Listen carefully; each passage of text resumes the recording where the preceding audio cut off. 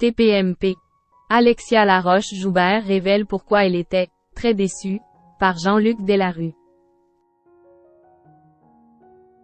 Invitée sur le plateau de TPMP ce mercredi 1er mars 2023, la productrice de Koh-Lanta, Alexia Laroche-Joubert,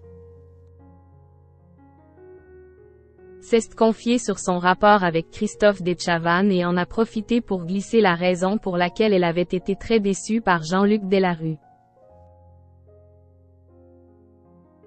Il y a déjà 10 ans, Jean-Luc Delarue nous a quittés.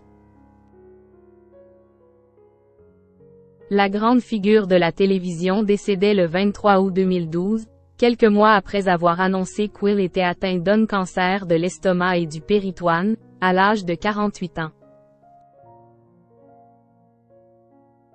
De nombreux hommages lui ont été rendus par les chaînes de télévision où il a longtemps été animateur, ainsi que de nombreuses stars.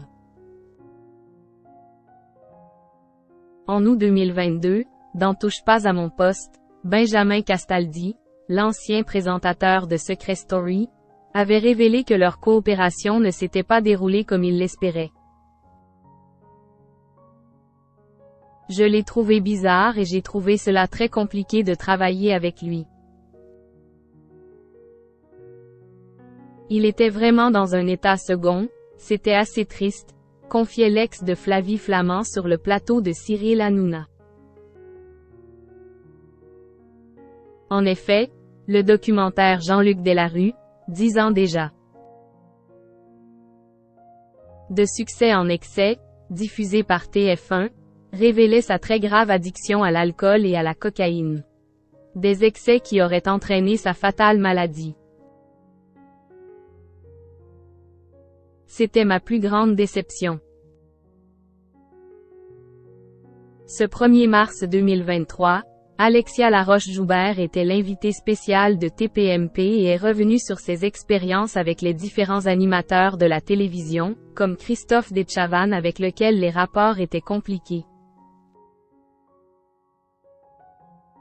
La productrice de Koh-Lanta, Le Feu Sacré, a dévoilé avoir été extrêmement déçue par la façon de travailler du défunt Jean-Luc Delarue.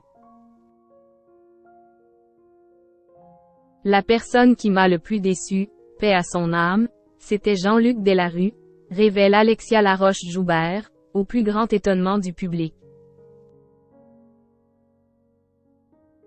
Un jour je suis allée sur son plateau, où il y avait des poulaillers, pour prendre une leçon de télévision, et je pense malheureusement qu'il était déjà extrêmement malade et très atteint. Cette personne, qui était un génie de la télévision, était complètement guidée par l'oreillette, et pas du tout avec les gens. C'était pour des raisons médicales mais c'était ma plus grande déception. Ce n'est pas pour rien que tout le monde le surnommait l'homme à l'oreillette.